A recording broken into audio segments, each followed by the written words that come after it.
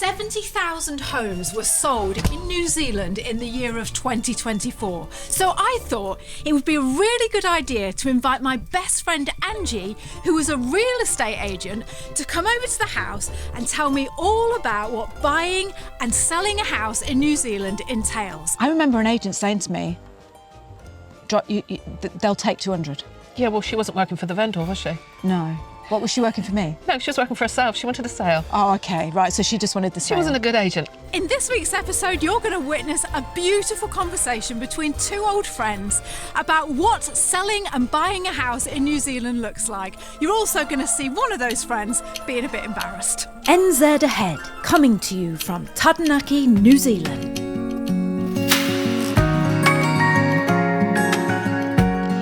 So, Angie, welcome to the podcast. Thrilled to have you with me. Oh, thanks, Lizzie. I've been looking forward to this all week. Do you know, me and Angie are very, very old friends. We've known each other since we moved to, well, she moved to New Zealand earlier than I did. We're going to talk about that now. And I cannot believe we've not done a podcast together since now. I know. I've taken it personally. Have you? No, not at all. Not at all. It's all in the timing. So, Ange, we're going to talk about real estate. We're going to talk about buying and selling houses. That's your business. But before we do that, why don't you just tell people your story? How come you're in New Zealand? Why did you move to New Zealand?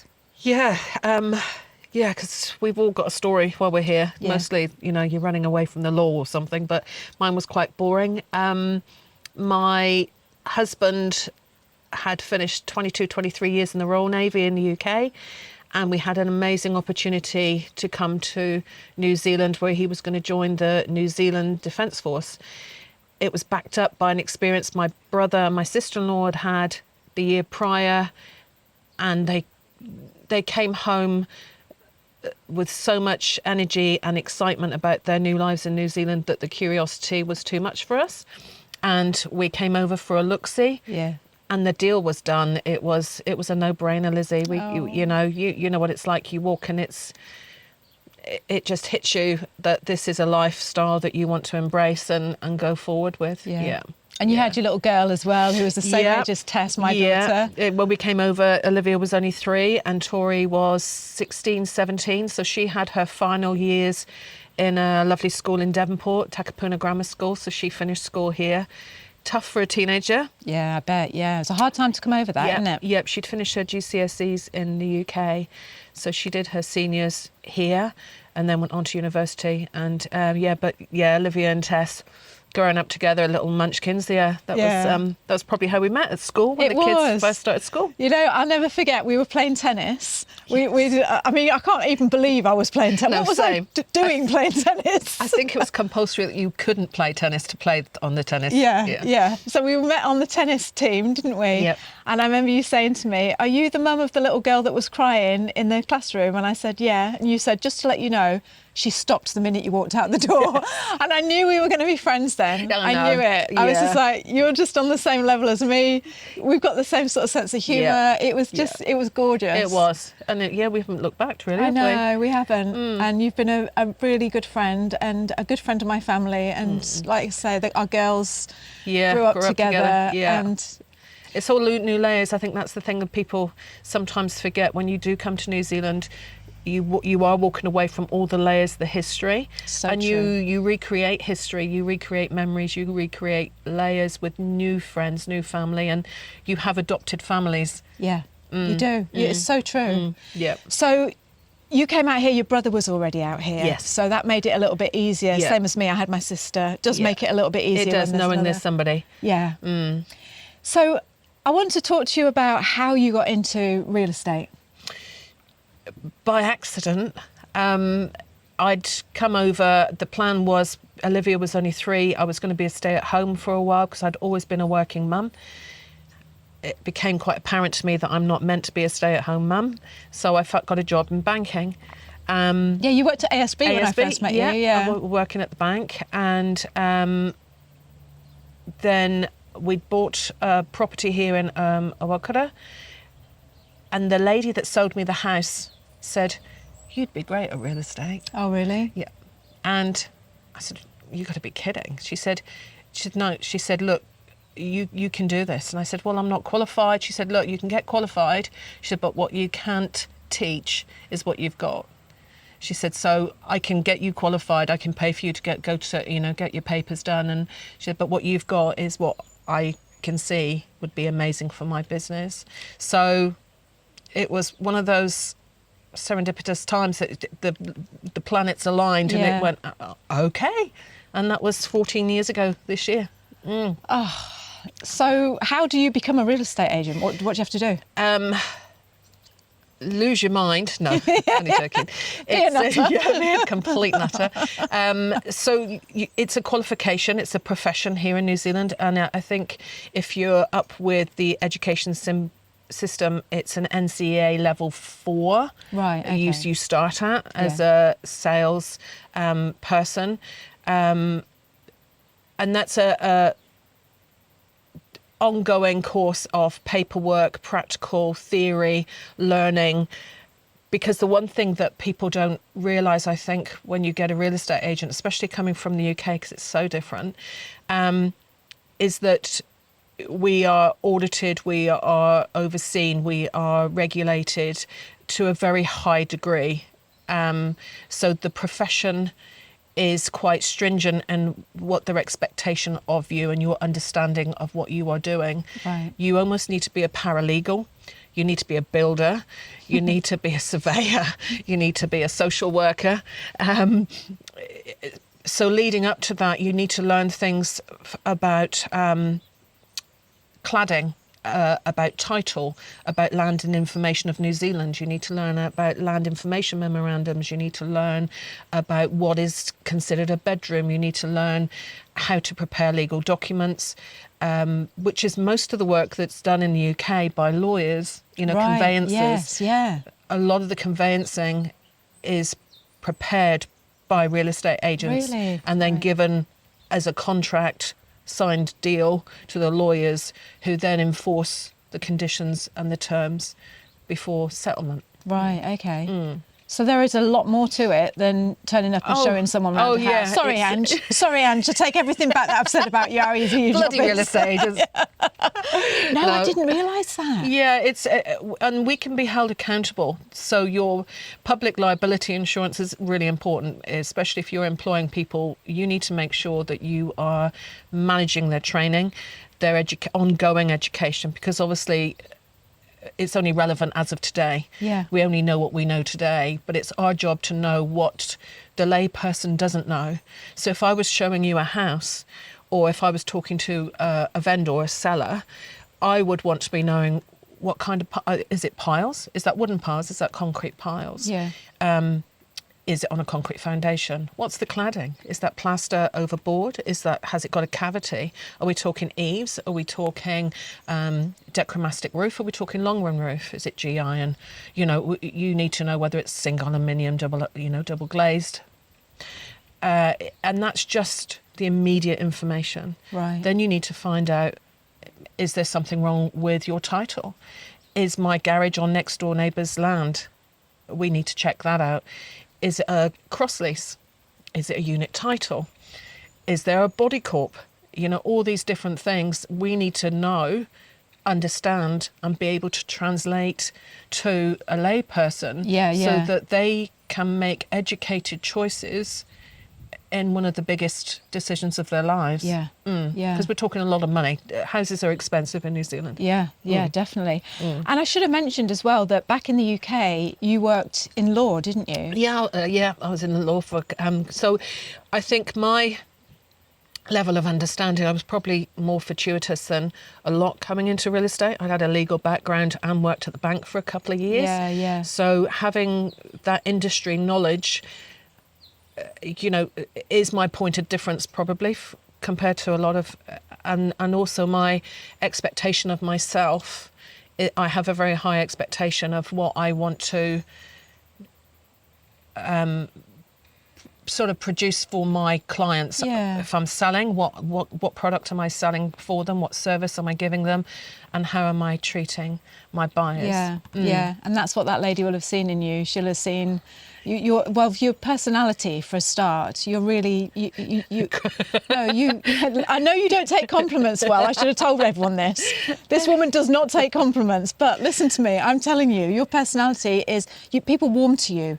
You've got the sort of personality that people trust and warm to you. And not only that, so now if you combine that with real proper knowledge, like grown up proper knowledge about them, stuff. Yeah. It's perfect, isn't it? Yeah, it is. And I think I am, over the years, my business mostly comes from either repeat business or referrals, which is lovely. But I think it's all about treating people how you would like to be treated. And, I also think if I'm dealing with somebody that's in their 70s or 80s, I think, how would I want my mum and dad to be treated? If I was I love it when youngsters are coming onto the market, in their 20s or 30s, buying their first home, making sure that I give them as many tools as I possibly can, to keep them enthused about what they're doing, because it can feel very overwhelming. Yeah, it's massive. They're dealing with banks, they're dealing with lawyers. It may be the first time that they've ever spoken to a lawyer in their lives. And understanding the process. How do I go about making an offer? What happens if my offer's accepted? What happens then? What do I have to do? Who does this? And making sure that you're holding their hand right up until you hand them the keys and wish them the very best in their next chapter. Yeah. So I think it's about treating people how you and yours would like to be treated, and the respect that goes with that. That's so true. It's so true. Before I ask you, because I've got a ton of questions about buying and selling houses, we've only ever bought this, and we bought the land and we built this house. So I'm not. I remember. It was a hill. Yes, exactly. I know. So you're buying a hill. Yeah, we're going to chop the top off. Yeah. Good plan. So I've got lots of questions, especially from the people in our community that are coming over here buying houses, that want to know about what it's like. But before I do that, you said something earlier about you need to know what a bedroom is. Tell me what. How do I know what a bedroom is? So years ago, and we're finding case law is coming up now. So these are actions that are actually going through the courts. So it's worth making sure you are asking the questions. And I think this is it, educating people so they know what questions to ask, because we don't know. When I came over, even with my legal background, having passed my conveyancing exam, it's very different. And I'm sure it's different to the UK than it is to the US as it is to Aussie. I didn't know what things to ask. No. So nowadays it's things like, well, in the advertising it says it's a four bedroom. Yeah. You want to check with the council to make sure that conservatory that's been changed into a fourth bedroom has been legally changed to a fourth bedroom. Right. Bedrooms have to be a certain size per ratio to light for window. Oh, really? Yeah. So there's size implications on bedrooms to windows. And then there's interpretation of, well, if it's a window going out to an enclosed conservatory, is that natural light? There's all sorts of... Right. Yeah. Okay. And if you go, oh, that's great, I don't mind if it's only, they've advertised it as 4 bedrooms, but legally it's only 3 bedrooms. Well, that's fine right up until you sell it. True. Yeah. So that may have a price implication. That may be something you can negotiate on the top. Yeah. You're asking X amount. It's actually a 3 bedroom plus an extra room that can be used as an office or a bedroom if people wanted to. But, but that's a price negotiation point. So then you can knock the price down and... negotiate. Yeah. Because a 4-bedroom house compared to a 3-bedroom house, there's a price difference. Yeah. Yeah. Do you know, I can't stand it when you go to an Airbnb. When they say in an Airbnb, sleeps 4, and you get there, it's like bedroom. one cupboard. Yeah. Oh, well, Tusk can go in that. Yeah. Exactly. And it's like pull-down bed, and then the other one's a couch, and you just think, cheeky sods, aren't they? Exactly. And they only show one picture of one bedroom. Yeah, I know. Yeah. Right, okay, so back to the real estate. Yes. So before we move on to that, I just want to say your story. So you get qualified. Yes. And what happens then? Who do you go and what? Well, you find a mentor. I was fortunate enough that the lady that employed me to work with her was a very highly successful real estate agent. Right. She was probably the number one agent in Owakura and New Plymouth for quite a long time. I don't think she had much competition. Every now and then she may have been pushed off her post, but Yeah. she was very successful. So with my background and her drive and her knowledge, I learnt fast, and I learnt lots of skills. Now, it isn't that you have to mimic. You take and you make it your own, because obviously this lady's personality wasn't my personality, and how she would deliver things isn't how I would deliver things. So you learn and you start. It's like a tradie doing your apprenticeship. Yeah, You know, yeah. you can't go solo for 6 months on your own anyway. You have to have your hand held by a senior member of staff Right. when you're dealing with things like contracts and listing agreements and doing appraisals, having somebody overseeing you. But it became quite clear after 12 months that it was something that I was so passionate about. And whilst I was really enjoying working with her, I really felt the need that I needed to stand on my own 2 feet Yeah. and just be Angie, not associate or, Yeah. I wanted my my name to represent the work that I did. Yeah. And to gain my reputation and to build my client base on that. Yeah. But it takes, it's not, you can't just go in and go, oh, yeah, you just fill out this form, you fill out that form. The law changes everything based on decisions that are being made today. So there's things that I was doing 14 years ago that I wouldn't dream of doing now. Like what? Well, just the way things are done. Things like listing agreements. When I come, we're going to list this house. It's a couple of pages. We'll just go through this. I need to sign here. Now the forms are probably something like 10, 12 pages long. Right. And we have to have really strong conversations about disclosure obligations, about your vendor warranties. As a vendor, you're selling this house warrantying that everything is in perfect working order, that you have a key for every external door, that every window opens and shuts and locks, that there haven't been any leaks, that the next door neighbours aren't boiling meth.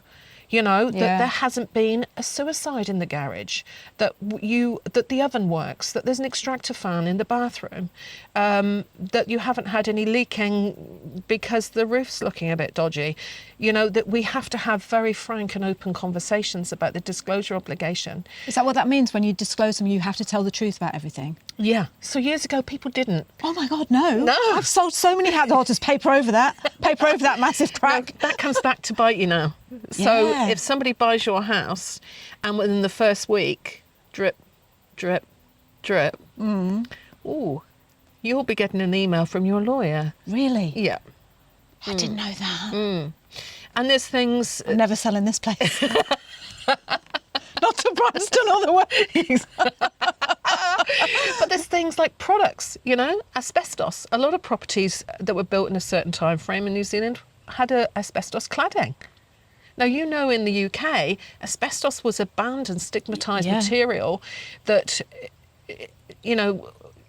dock workers used to put it in their lunch bags, nick it from work and take it home and lag their pipes in the UK. Surprise, surprise. They've worked with it all day and it's in their property. Asbestosis, or pleural plaque if it doesn't get as far as asbestosis. Here, it's actually a material that's on people's houses in like a cement-based product. Now, if it's encapsulated, which means that if it's completely sealed and not broken, so none of the fibrous material can escape, it's deemed of not any serious consequence. But again, it's still something you have to disclose. Right. If somebody comes to an open home and says, oh, so interested in this property, we absolutely love it. Okay, well, we need to go over just a couple of disclosures with you. Just so you're aware, if you weren't aware before, this property was built in 19 blah, blah, blah. We believe the cladding may have asbestos in it, you will need to seek professional or expertise advice as to what that means to you and how that you feel about that going forward. And again, those kind of issues will have a price point. Yeah. For somebody, it's not a problem. For other people, go, well, we might want to reclad.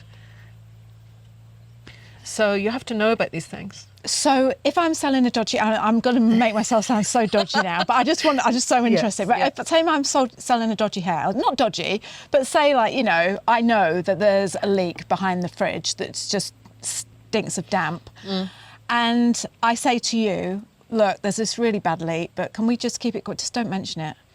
So this is where integrity comes in. And integrity to me is everything. If you haven't got your own name, you haven't got anything. A little lodger there. Yeah. So I would have to say, look, Lizzie, these are my obligations. As an expert in the field, this is my advice to you. You're only going to be doing yourself a disservice if we don't disclose this, because if somebody finds out at a later date, A, they're going to distrust us and they're going to think what else is wrong. Yeah, true. And you may lose them. But not only that, if you don't take my advice to disclose it, I'll have to walk away from this deal, because I cannot put my name to a contract that I legally know something is I need to disclose, Right. and you're asking me not to disclose it. I have Okay. to walk away. And you're a liar and I don't want to be your friend anymore. Exactly. Yeah, and you're dodgier than I thought you were. So when you said earlier, I've got to be a social worker, I've got to be this, I've got... Quite right, you have. So you think most times it's not just a case of Lizzie and Brian selling up to go over to Napier. Sometimes it's Bob and Mildred are getting divorced. So it's very emotional. Sometimes it's Pauline who's lost her mum. Yeah. Sometimes, it's a case that job's taken him overseas and he wants to go, she doesn't. It can be a myriad of things. Sometimes it's an old lady that's now been widowed and she's having to sell the family home that they've had for 30 years because she can't maintain it without hubby. And the family are saying, Mum, now it's time. Yeah. And then she's losing her independence. So I become very close with my vendors very quickly. It's like we have this immediate honeymoon because, we know each other so quickly. Because if I say, can I bring a buyer through on Tuesday? Oh, yeah, that's fine because I'm off to the doctor's. Oh, I hope everything's okay. Oh, yeah, I've just my sore knee. Okay, so, I won't be there on Thursday. I'm taking the girls to ballet. Oh, yeah, we're away for the weekend. We've got a wedding celebration for my eldest son. So you get to know family, activities, and you learn to respect that and you understand their time frames so that you can, newborn babies, oh, when's baby sleeping time? I'll make a note that I'm not going to bother you during that time. So it's just being considerate and thoughtful and getting involved in their lives.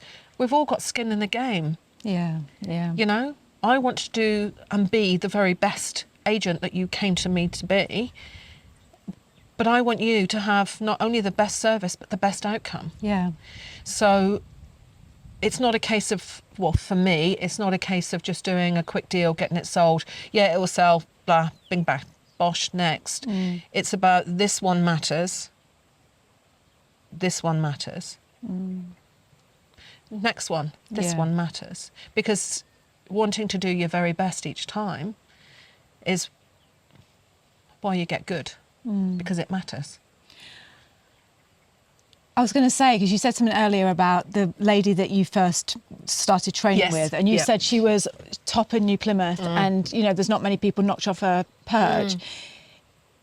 This is the completely different thing to the UK, isn't it? In the UK, estate agents there's no individual estate agent. That's what I really noticed when I came here, was real estate agents have their picture on the board. Yeah. And I was really shocked about that at first. I was like, why have they got their picture on the board? Because it's our business. Yeah. So we're self-employed, we're contractors to the umbrella under which we sit. Right. So the firm I work for is Smith Bishop. Right. And I'm Angie, working under the auspices of Smith Bishop. Smith Bishop, right, okay. So, but I'm Angie, working for Angie. And it's my business. So you're promoting yourself, your expertise, your because obviously you want people to know who you are, so that when they come to make a choice, oh, come on, Bob, we've got that job now, let's sell the house and bugger on off. Yeah. It's, well, who are we going to use? Oh, who's that picture of that girl? She's everywhere. She's selling, and she's, you know, Tim was talking about her in the pub the other night. Oh, that's Angie. You know? So, because not everybody knows a real estate agent, although Taranaki is a very small place and most people do know a real estate agent, people make choices for very different reasons. Some people make choices because they've known this person since they went to school. But interestingly, even though I'm not a local, even though I've been here 18 years, still not a local, it's like Cornwall. Yeah. You'll never be a local. No. You'll always be an Emmett. Yeah, exactly. Bloody Emmett. What I find now is that people investigate me. They'll research me. They'll Google me. They'll check out my bio. They'll see what I've done in the past. They'll check out... they'll come to my open homes. They'll interview me without me knowing, which is fine because, you know, I treat everybody the same. Open homes are a very important place for me. Yeah. So, but people will come along to an open home and I'll call them up afterwards to say, thank you so much for coming through the open home. It's lovely to have met you. Was there any further interest? Can I help you with any questions? And they'll say, actually, Angie, we didn't come to look at the property. We came to look at you. Chick, isn't it? I know. Check you out. Check me out. Yeah. How I conduct myself, how I follow up an That's a open good home. idea. That is a good idea. Because if you're thinking of using an agent and you're not sure, that is a good idea. Because They're never going to be disappointed with you. Never. As long as I put the bottle of wine away. Show up safe, Ange. Oh, just a sherry. Just the one, Mrs. Wembley. Because I've had clients come to me and say, we were going to use... You are here because you love New Zealand. You might be moving to New Zealand. Living in New Zealand, or you might just spend your days dreaming of visiting this gorgeous country. Because we love New Zealand as much as you do, we have compiled a short and very unique 5-day video series showcasing life in New Zealand, what it's really like. These videos are real, they are exclusive, and best of all, they're absolutely free. So if you would like to view New Zealand from the inside out and find out what life is really like down here, sign up now, and every day for 5 days we will send you a personal 3-minute video showcasing some brilliant aspect of life in New Zealand. You are gonna love it. Go to www.itsadrama.com/ILoveNZ. We can't wait to share those videos with you. Okay, let's get back on with the show. Clients come to me and say, we were going to use eggs, but we went to our open home and she practically ignored us and was flirting with the men in the corner. Right. Yeah. Or, we went, there was no information. Every time we asked a question, we were told, I'm not sure. And it's our job to know. On the rare occasion, I'm not saying I will always have the answers, because you never know what the question's going to be. There might be the odd curveball question, especially when it's a new listing and you haven't maybe retained, especially at my age, haven't retained all the information verbatim. You should know the size. Oh yeah, it's 999 square metre section. The house is 222 square metres. Yes, we have got insulation in the ceiling and in the walls. We're on a concrete pile, so we don't need it there. No, it's definitely gas mains. And yeah, we have infinity hot water. You know, you have to be able to... be able to answer people so they, don't think you're an idiot, but also that they trust that you are with them in this journey. Yes. Because whilst we have a fiducial relationship with our sellers, which is the highest level of how the mutual relationship with your sellers, but we also have a standard of care for our buyers. Whilst we're working for our vendors... I was going to ask that question. Who do you work for? So we work... It's interesting because I think in the States and in Aussie, I think they have buyers agents as well as sellers agents. Here, although I think in Rotorua or Taupo, they have buyer's agents or seller's agents, but predominantly in New Zealand, you're both. You are that double-sided coin. Okay. But the level of relationship is highest with your vendor, but you have a duty of care to your buyer. You can't go, let's not tell them. Yeah. Oh, I'm not going to do that for you. Your relationship is still very important with your buyer, which is why the whole openness, the disclosure, and the communication has to be. Well, it just has to be fulfilled to a level that you are informing both sides and educating both sides to where you are at and where you're going with it. So say you're selling my house for me. And me and you have a really good relationship. I've told you about the crack. I've been really open. That dodgy pipe. I've told you about all the dodgy stuff that we've got going on. And me and you have got a really good relationship. And I trust you and I want you to sell my home for me. And then someone comes to look around my house and you and them just click. And you get on really, really well with them. And they say, Angie, is there any way that, we've only got, I don't know, 500,000. Is there any way you can get them to come down 50 grand? Because then we'd buy... How would that work? Who would you be? So that's never actually happened. Has it not? No. But, people talk about negotiate. People will, because obviously it's our job to be able to negotiate, which is interesting because a lot of agents don't know how to say a lot, that's very generic, and I apologise to the generic form of real estate agents, but a lot of people are intimidated by negotiations. Yeah. Because obviously my background...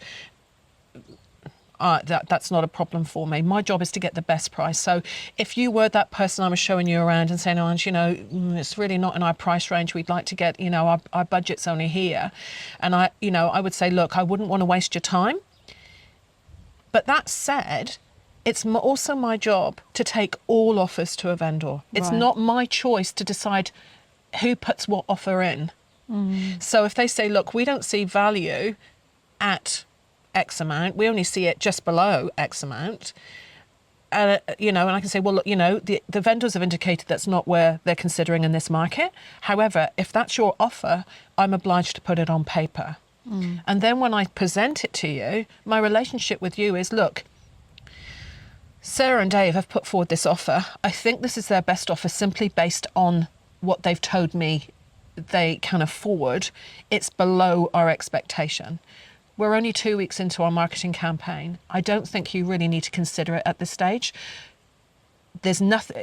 And then it comes down to, well, what else is happening, Ange? Well, look, we had 3 people to the open home on Sunday. There seemed to be at least one person interested. Why don't I go back and have another chat with them to see if they're ready to commit to come forward? Because they may actually be the ones that are going to offer you the price that we want. So we can go back and say, thank you so much for this lower offer, but we're actually proceeding with something else. Yeah. And then they can decide to go and rob a bank or talk nicely to the bank manager and be in the game. But it's not my choice. I don't choose the buyers on what level they come in at. Right. It's my job to bring you all offers. And sometimes we're the meat and the sandwich, especially you can imagine with good old Taranaki farmers, sometimes they're quite robust and they're like, I don't want to see any crap. Don't bring me any crap. I don't want to see it. I don't want to see it. Legally, we're obliged to get everything in writing. Yeah. Sometimes people say, I don't want to put it in writing. Just give them a phone call, ask him if he'll take it. We follow instructions. And it's always the vendor's decision. The vendor will seek our advice, but it's the vendor's decision. It's not my decision. Right. A lot of vendors will say, oh, what are the buyers like? And say, oh, look, they're a young couple. It's their first home. They've got a baby on the way. And most people go, oh, we'd love it to go to another family. Yeah. Other people, it's like, who's going to give me the best price? Yeah. Very practical. That'd be me. Yeah, same. I want biggest money. Yeah, exactly. But some people are, I've had clients with huge hearts where, we've had multi-offers on the table and they've sort of said, I know these guys are offering us 50 grand more, but we want this young couple to have a start. Oh, that's nice. Yeah. And it's like, wow, paying it forward. And do you know what, Ange? That's what kind of happened. Well, it is, I think, what happened here when we bought this land. Yeah. Because I went down to the agent in the village, literally crying, saying, oh, me and Brian love this land so much. We've come over from the UK. So your acting skills came in well then? Please. Camera left. Yeah, shut up. And I said, oh, no, I told her the truth. I said, we were up there last night. I thought, yeah, she thought you, but so we were up there last night. We were just looking at the stars and we were. I wasn't lying. I know. You know, I do said, remember. I do, yeah. And she said, oh, and she went and told the owner. And the owner said, I want them to have it.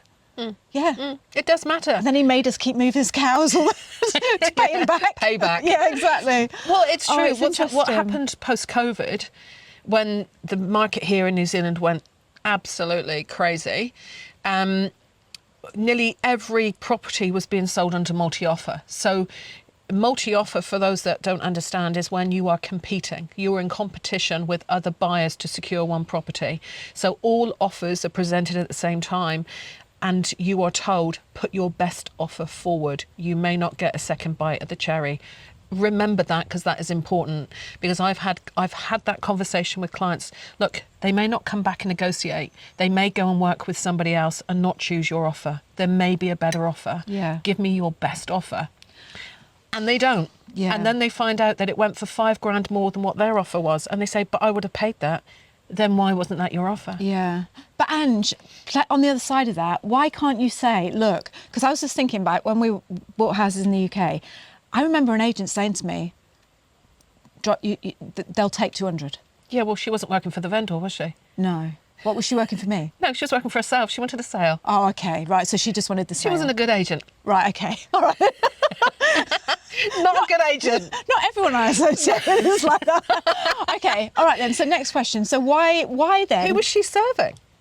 I don't know. She So just if said you to us, said, if you said to me, you know, like, so sometimes I've got deals together for a client, and they said, oh well, we could accept that, we could make it work, and I went, no. This isn't at the level that I would recommend you selling. Yeah. Let me make a phone call. Right. And I've gone what they call the extra mile. Look, you know, they really like your offer. They want you to have the property, but it is a little bit like where they really want to settle. Yeah. You know, I need you to dig deeper in your pockets. Can I get you to X? You know, how close to X can I get you? You know, is there a compromise? They want up here, you're here. Can I get you to here? Yeah. How much more can I get you? Because these guys really want you to have it. I'm not going to say, oh yeah, you know, they'll take 200. they'll take Yeah, 200. yeah. Because that's just serving me. Okay. All And right do you know then. what? When they come to sell, they're not going to use me, Oh, that's true. because I was the agent that told the buyer to come in low because they'll Yeah, take it. True. Yeah. So, you know, my reputation's built on integrity and doing the best that I can. I mean, it helps that I'm slightly competitive, so doing the extra negotiations is second nature to me. But, you know, but you see, there's the agent you're talking about is the agent that will say, Lizzie, I know that you're looking at 3 other agents to sell your property, but look, if you choose me, I'll really cut my commission and I'll throw in some cheap marketing. Right. So that to me is the biggest red flag any seller should look at. Okay. Because if they're so desperate for your business, they're having to buy it by cutting their own worth. They can't negotiate their worth, they're cutting it. How hard are they going to work for you? Yeah. And if they're throwing in stuff, how much are they valuing the job that they're doing? What level of service are you going to expect? My gran, as probably yours did, you always get what you pay for, right? Sometimes it's okay to buy the cheap shoes because you only wanted it for that one night out. And if the heel falls off afterwards, you're not bothered. But when you're selling a house, you want a Louis Vuitton. You don't want... Yeah. You don't want a jandal. No. You know, the desperation in those agents, but people unfortunately see the dollar and they go, oh yeah, this is going to save me 10 grand. Oh, it's going to save me 20 grand. But what they're not seeing is it's probably costing them 40, Yeah. because they'll bring you the cheap offers and they won't negotiate. Yeah. So you're losing. You think you're winning, Yeah. but you're losing. Yeah. It's like you say, they won't go that extra mile for you. And Oh, look, they'll take 200. yeah, I know. There you go. Mind you, it worked. Exactly. So in the UK, it is very different, and the law is very different. So in the UK, also the agency fees in the UK, I think it's like 1% or 1.5%. And what is it here? 4% up to generally thereabouts, 4% up to the first 350,000 and Right. 2.5% thereafter. Right. So, there's some serious coin. But obviously what a lot of people don't know is at the beginning of most agents' career, 50% of that goes to the boss, goes to the umbrella. Yeah. Then your tax and your GST.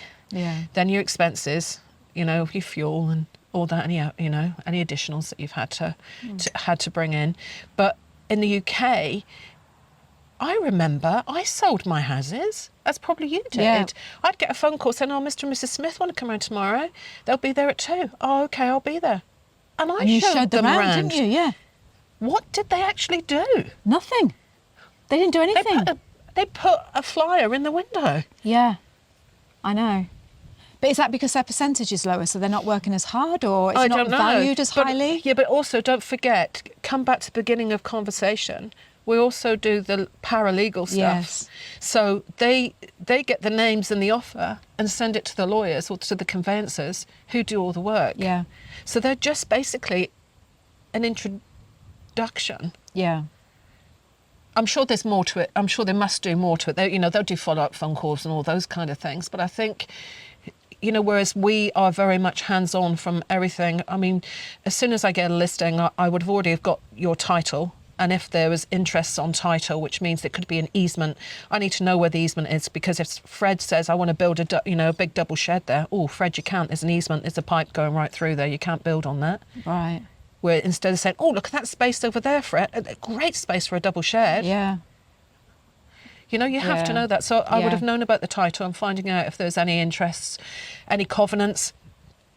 A lot in Awakura, at the paddocks, they've got covenants. You can't have cats. Oh, can you not? No, you can't have cats. Really? You Oh, have a because dog. it's so close to the national park. Not just the national park, but when they had permission to do the subdivision, part of the deal was that they would create that lake covenanted area, Yeah. bird sanctuary, A bird sanctuary thingy. thing. Yeah. Yeah. So of course you can't have cats. No. People do, Do they? yeah. But my job, I'd have to disclose you can't bring Fluffy. Right. Okay. So, I need to know these things. I would have to get the property file from council. So most council will have the history of the house from when it was built, all its permits, excuse me, all its certificates, all its compliance. And I would have to read that report and understand it. Because I can't just say there's a report, off you go and read it. I have to say, we do have a report. I need to bring you to the attention of page 10, where it makes reference to the fact that the plumbing wasn't signed off. Yeah. Or Yeah. the gas was connected, but it never had a certificate. So I need to understand that, whereas I don't think they do that in the UK. And I don't know if they do that in the US either. So the comprehension is huge. And then also, if you're doing a subdivision and you're selling sections, because obviously selling land is then different, you need to know about the Fencing Act. You need to know about getting geotech reports, because you have to make sure that you've got clean fill. If it's had asbestos, if somebody's filled in the land with asbestos from a dodgy building down the street, you need to be able to go into tenanted properties and know whether or not it's a healthy home compliant, whether or not you're recommending clients to have a meth test before they purchase. I don't remember any of that in the UK. That may have changed. No, that may have I changed, don't either. I'll tell you what is different here, though, Ange, and what you can comment on is, why do they not put the price on the houses? It's changing. I have noticed it's changing, but some houses are advertised and there's no price on it. What's that all about? Okay, so you can sell houses differently here. You can do a regular tender, a date, closed envelope, opened on the day. You can do auction, sold under the hammer, looking for a cash deal. You can sell by negotiation, price on asking. You can do a deadline sale, best offers in by, and have like a 4-week campaign. So you can, so if you were coming to the market, the first thing I'd have to do was to give you a market appraisal. Your market appraisal is basically researching sales in the last, I like to do 3 months because that's qualitative statistics.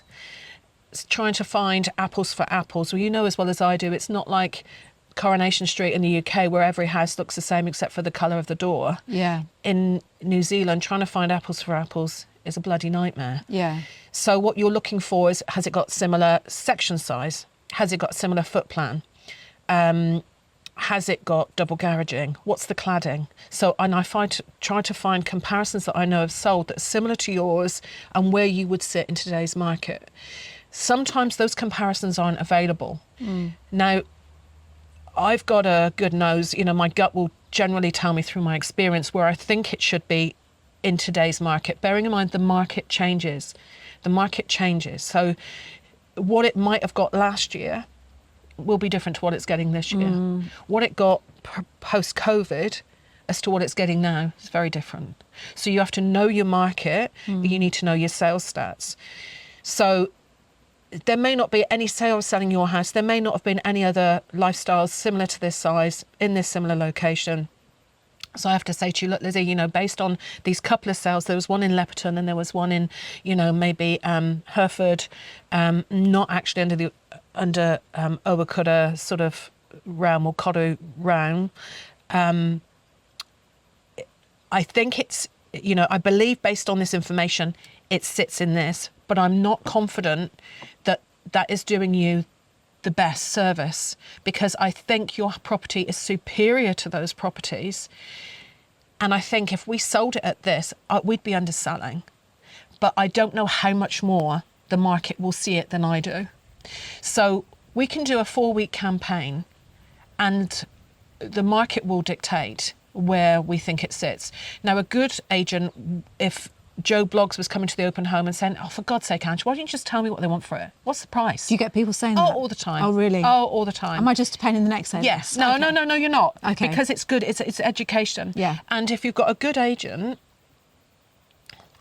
a good communicator, they'll say, I know, Bob, it's a pain in the ass. I am so sorry. Look, it's difficult for me too. But you know what? My job is to get the vendor the best offer.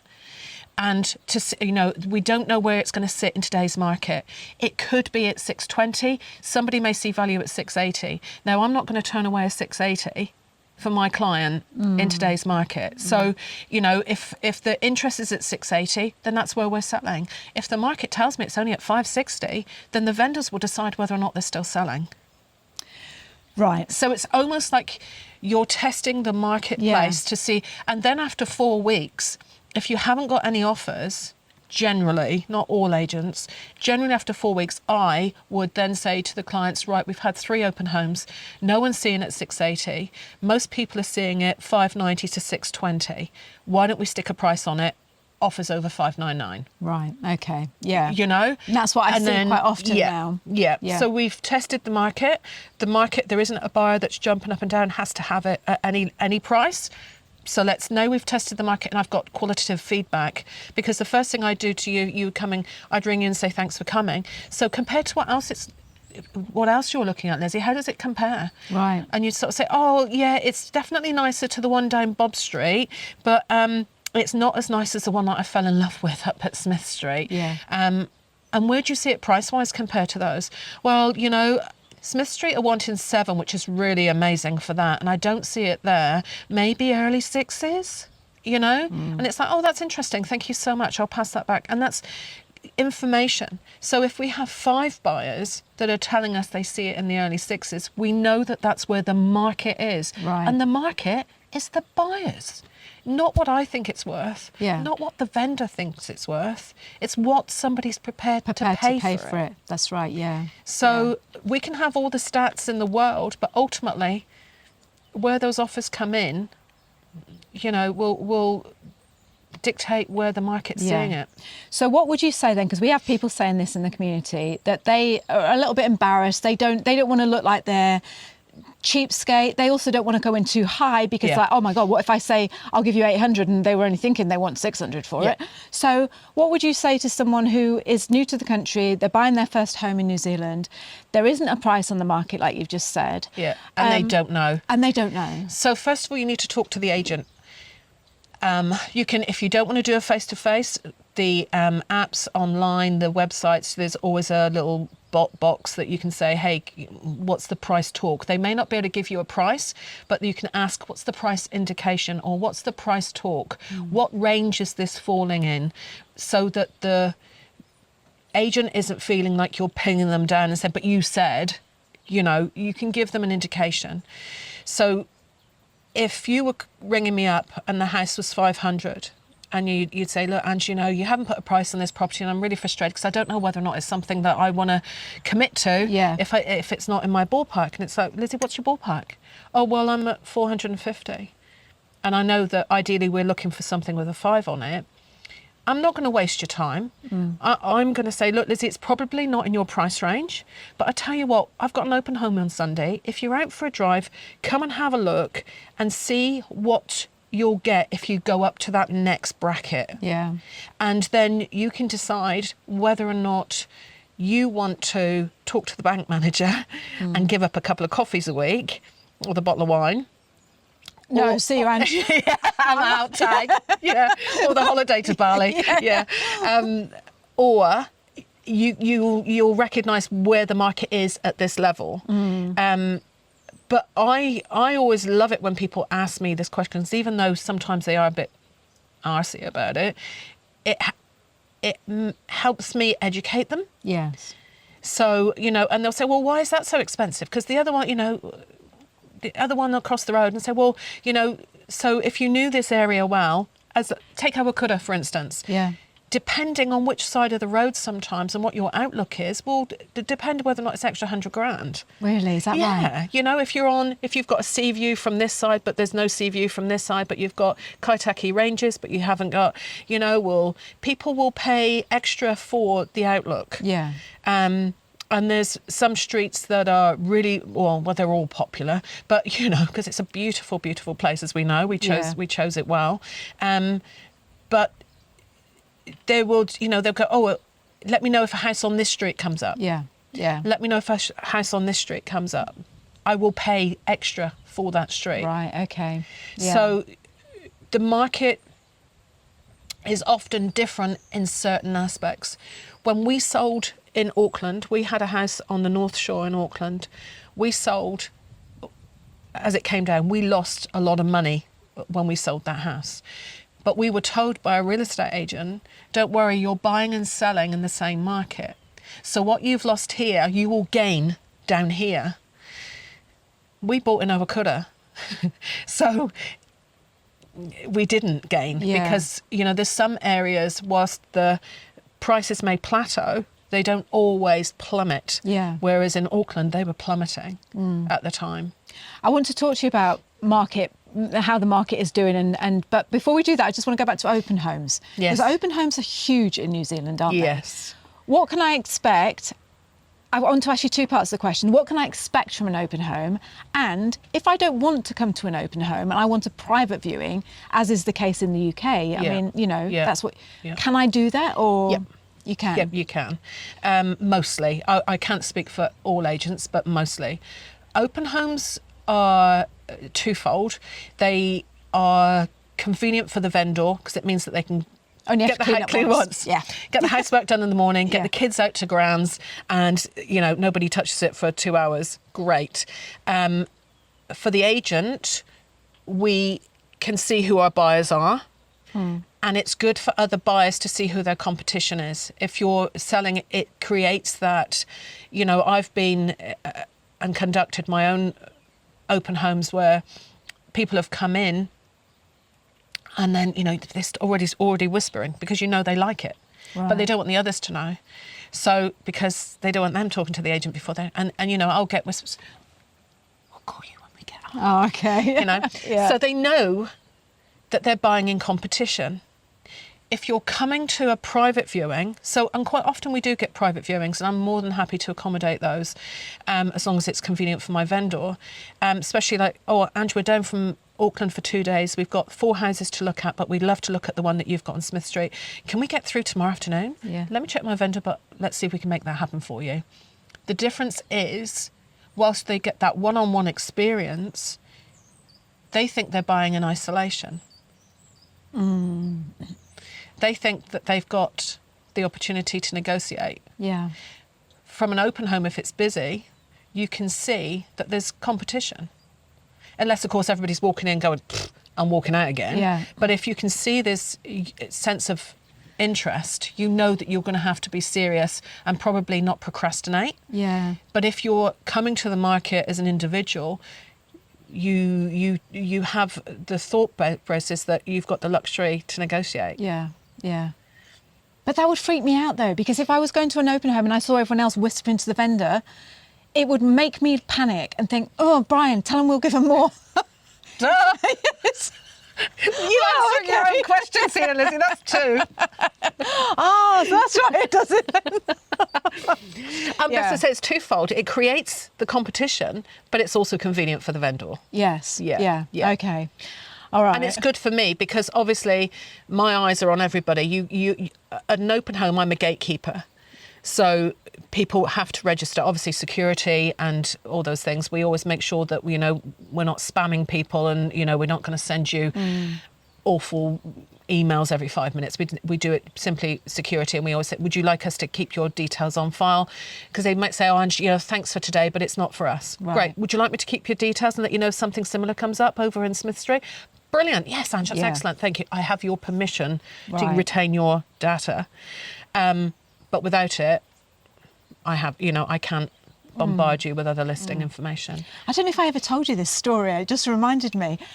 Jonathan's house down the road. Well, when that was for sale, we just moved to New Zealand, and we were in the area, and we had nothing to do on a Sunday. We didn't even have our money over here. We didn't have anything to spend. You were renting down on Messenger. We were renting on Messenger, and because we wanted something to do with the kids on a Sunday, we heard about this open home, right? You're a tire kicker. I know. Honestly, there's no stopping me. And I said, we'd go up and look at that hexagonal house. We're going to have a look round at that. Anyway, we turn up and it's an open home, and there was an agent there, and they said, I think it was a guy, and he said, can I have your phone number? And I was like, oh, and I'm coming from Britain, I was like, why does he want my phone number? So I gave him a fake number, like, this will show I got you. Yeah. And gave him a fake You'll number. be the first. Yeah, gave him a fake number, looked round the house, let the kids have a run round for a bit. That passed a couple of hours. Right, back home. Anyway, on the Monday, I turn up at the school to get the kids to school, and he's only stood there, and he said to me, you gave me a wrong. These things happen to you. It was awful. It was awful. And I started flustering and telling all these lies. Flush? I did. And I said, I've got the wrong digit because I've moved to New Zealand. Yeah, it taught me never tell lies, because I know. They will change, they will follow you up, like you say, because you want to know how can I help you otherwise? Exactly. We want to know if you are seriously in the market, if this house isn't for you. I might have something else that isn't on the market yet, it's coming up. Would you like to be on my VIP list? Yeah. Because people say to me, Ange, can you, as soon as it goes live, can you let me know? So obviously it goes out to social media, it goes out to print media, it goes on websites, but I will have a database of buyers that will get a primo notification. Hey, we've just gone live on this property. If you want to see it, you ring me now. Yeah. So a lot of my sales are sometimes from my database that they're utilising the facility of being registered, so that they get notifications before instead of having to wait for the newspaper on a Saturday, or waiting for Trade Me to load up, or wait until they get home and check their mobile because they're at work and they never use their mobiles. So if you're listening to this, don't do what I did and get your name down on the emails. I've turned people away. What do you mean? At open homes? Open homes, yeah. Why? Because they didn't want to give me their information. Oh, really? Yeah. So again, gatekeeper, and it's sometimes being in real estate, it's not just putting on your Gucci's and pulling up in your flash car. It's about actually your, as well as the social worker and the marriage guidance, and you're also the gatekeeper. You're also security. So you want to know. I'm not just letting any people rocking on up to your house, going through your house, that there's no way of me identifying them in the same format. And we're not, sometimes it's like, well, just give me a phone number, and I'll write, do not call.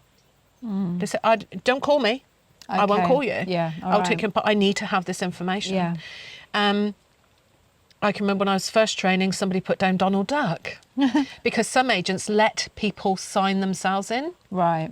Okay. Because they're too embarrassed to ask people for the information. They don't want to have to deal with the conflict. Yeah.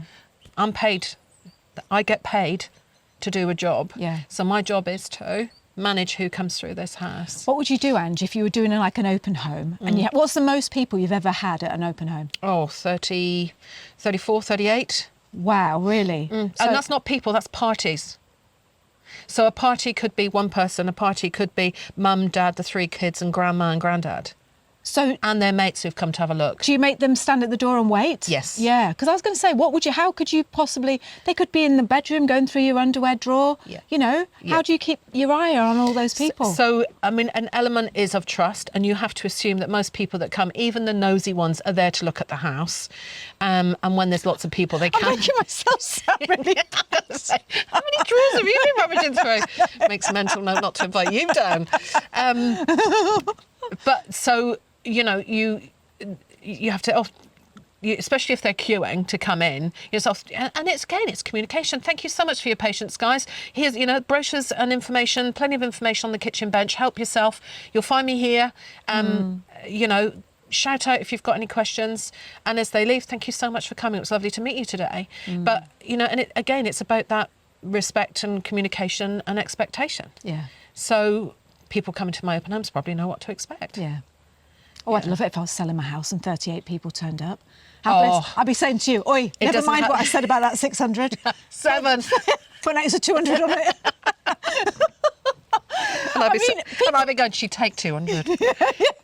No, it's, but that doesn't happen. So last weekend I went live on a new property, beautiful property, low maintenance, good size section, good heating, central heating, Lizzie. So how often does that happen? Yeah. And I had 8 parties through. That's a lot in this current market. Right. If you get 2 to 4, you're doing okay. Yeah. But speaking to a lot of agents, some of them, it's quite dead at open homes at the moment. Really? And certain price brackets. So disheartening, isn't it? So let's just talk about the market. First of all, what we're in 2025. What season are we in? Autumn 2025. Autumn. Yeah. Are we in autumn? We are, aren't we? Yep. Yeah. How am I again? Where's the knicker drawer? Sign here, madam. So what's the market doing? So we're quietly optimistic at the moment. It's although Mr. Trump has sort of put a scupper on KiwiSaver funds, obviously the investment stocks, etc. Slightly political, sorry about that, but so the first time buyers using their KiwiSavers are having to rethink. It's not completely put a kibosh on everything, but obviously depending where their investments have been in the KiwiSaver may change at what level they're able to purchase. But the OCR drops, we've had a couple of OCR drops, which What's have been OCR? So the cash rates. So the banks have been. You've noticed the cash rates, interest rates have been coming down. Yes. So last year, when things were really, really tough, interest rates, I think some of them began with a 7. I think some were getting to an 8. So it was quite a lot for the prices. You think first-time buyers are up to 500,000. First-time buyers. So. Who need minimum 20% deposit. Investors have started coming back. So the new colour at Parliament last year, we went back to blue from red. The first thing they did was change the bright line test, which is the investors test that went up to 10 years. If you were buying for an investment property, if you sold it before 10 years, you would have to pay tax and tax, those kind of things. So they brought that back to 2 years. So investors are back.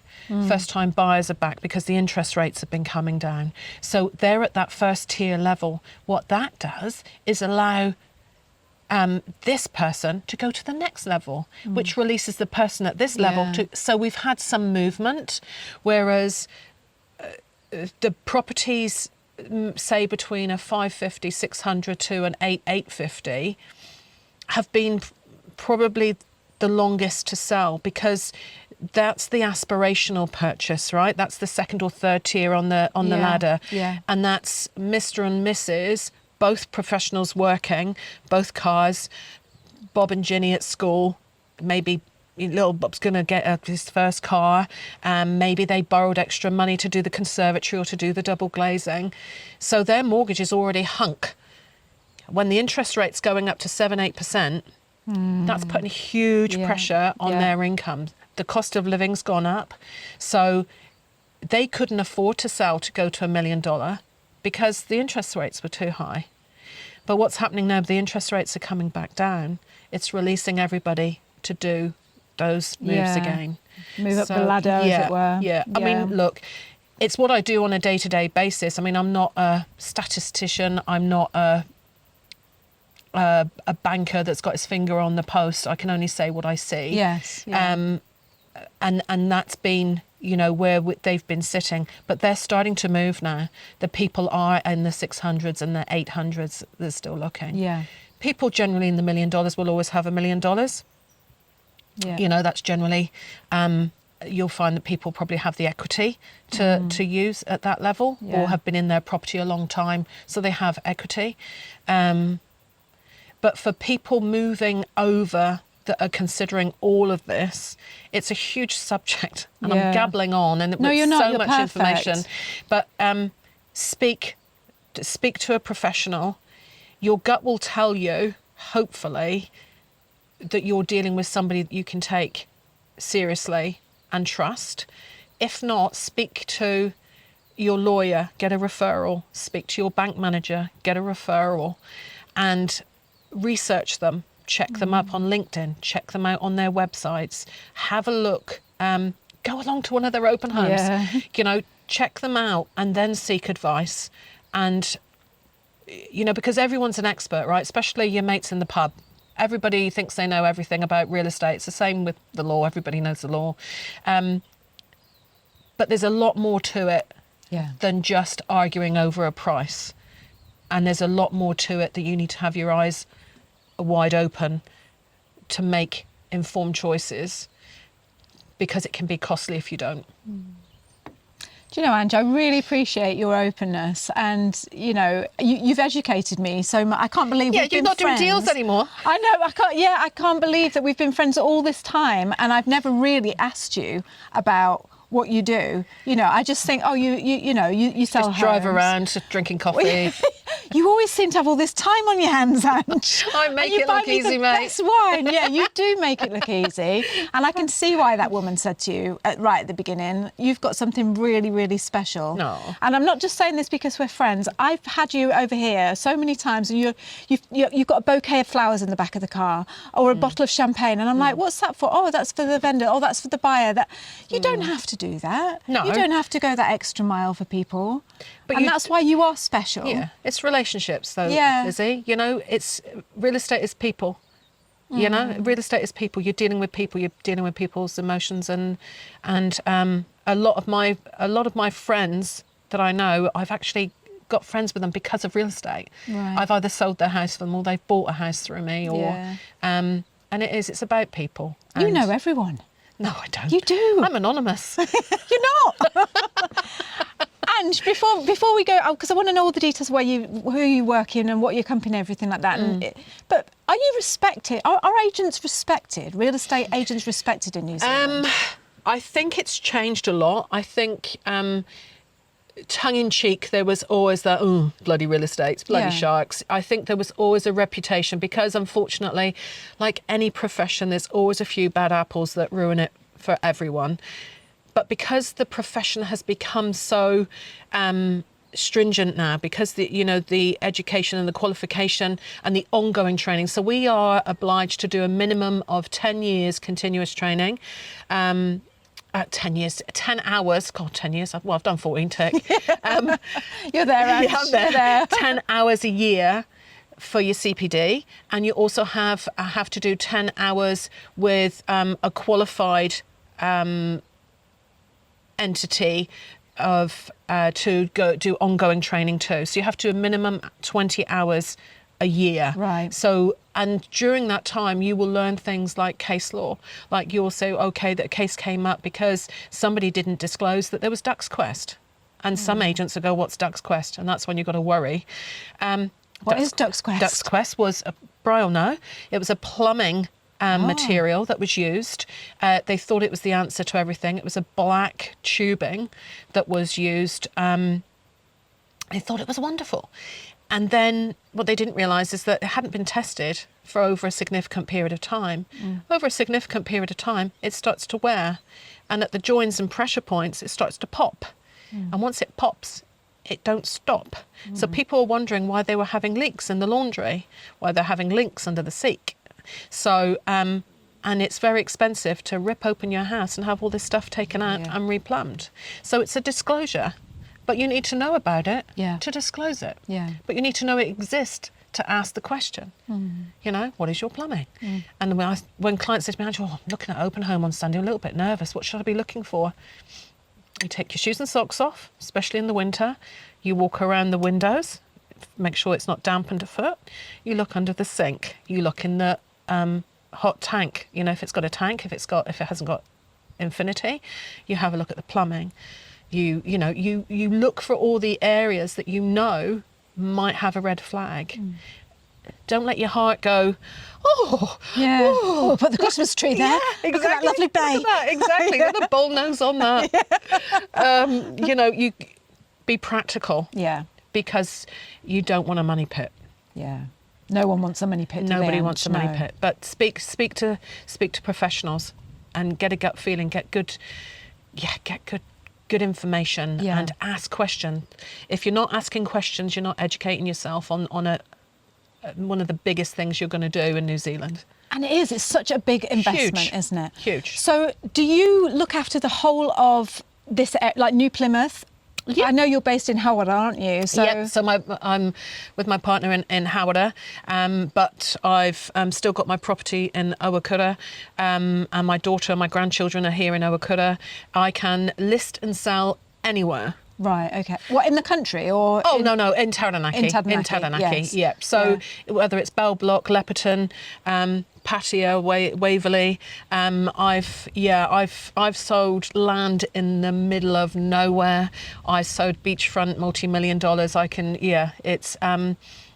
I love it all. It's all exciting. I can see you light up when you talk about it. I do love it. We were talking earlier about going through the questions that we would cover, and you just said, "Do you know what, Lizzie? Ask me anything. I'm so passionate about this." Yeah, it's true. And you can see that in you. Yeah, it's quite sad, really. Isn't No, it? it's not sad. It's really it's lovely, and I really appreciate it. And I'm going to say this, and it's hard for me to admit this, but I've been on this channel before saying, "Oh, I don't know, agents. I think they I've seen it. money." Sorry. Really sorry, please forgive me, because Angie, I didn't know. I wasn't educated, and to be honest, I thought I didn't know that you did all that stuff. I thought you just, Swanned up. Well, yeah. And said, don't look in the knicker drawer. Yeah, exactly. How much are you going to offer me? Exactly. Make it 200 less. So I'm being honest here. I really Have I appreciate educated you? You have. Excellent. You haven't. Just be aware, though, not all agents are born the same. Are they not? No. Are there some cowboys? I don't. Cowboy is a big word, and it's not.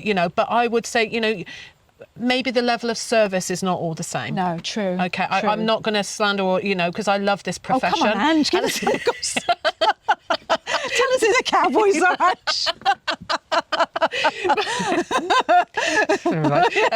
but so all I would say is, I stick in my lane and I do my thing, and I know the product that I deliver. Yeah. And I have a high expectation of myself.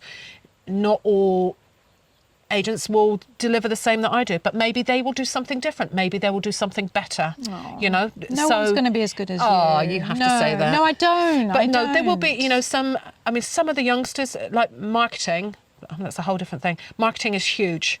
In this day and age, you have to invest in marketing. Buyers won't understand this, but sellers, buyers will, because that's how you're finding it. So, social media is massive. Internet exposure is huge. Print media is still available. A lot of people still do like print media, but internet, the firm that I'm with, Smith Bishop, you know, we had some of the highest hits on our Instagram and feeds in March.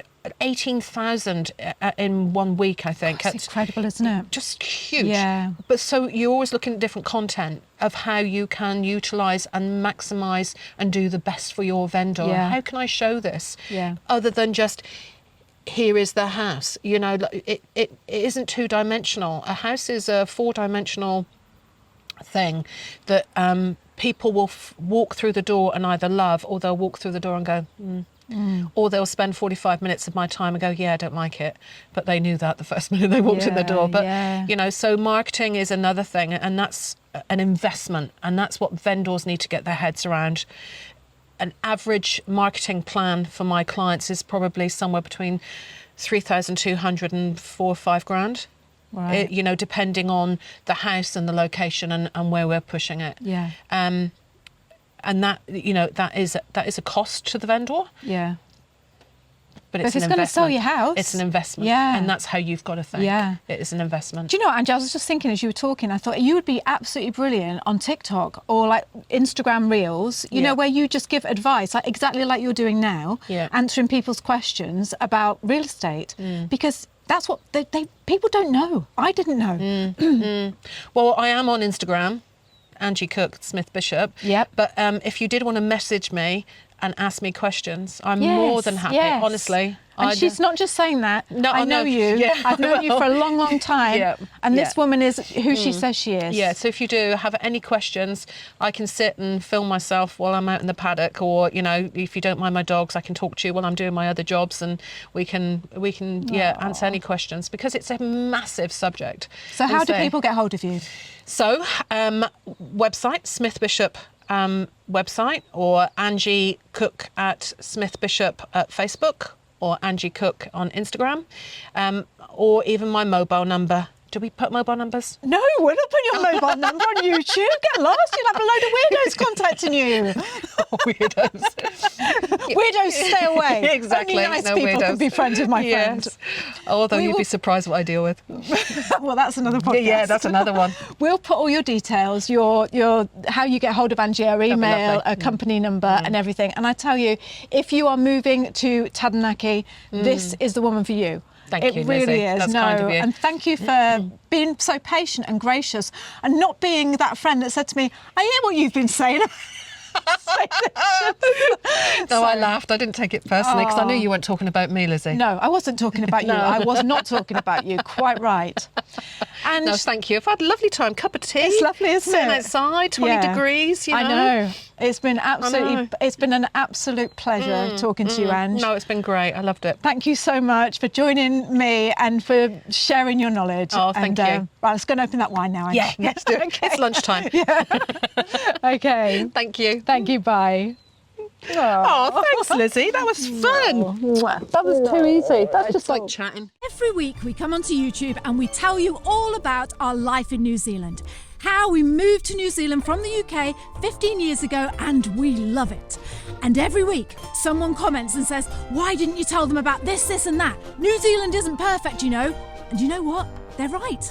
It isn't. Status matters. You know, like it matters what your postcode is. It matters where your child goes to school. It matters how you pronounce certain words. In this week's show, we're going to share with you 7 reasons why New Zealand might not be the country for you. Why you might need to move to somewhere else in the world because New Zealand isn't right for you. So let's jump on in and find out what those 7 reasons are.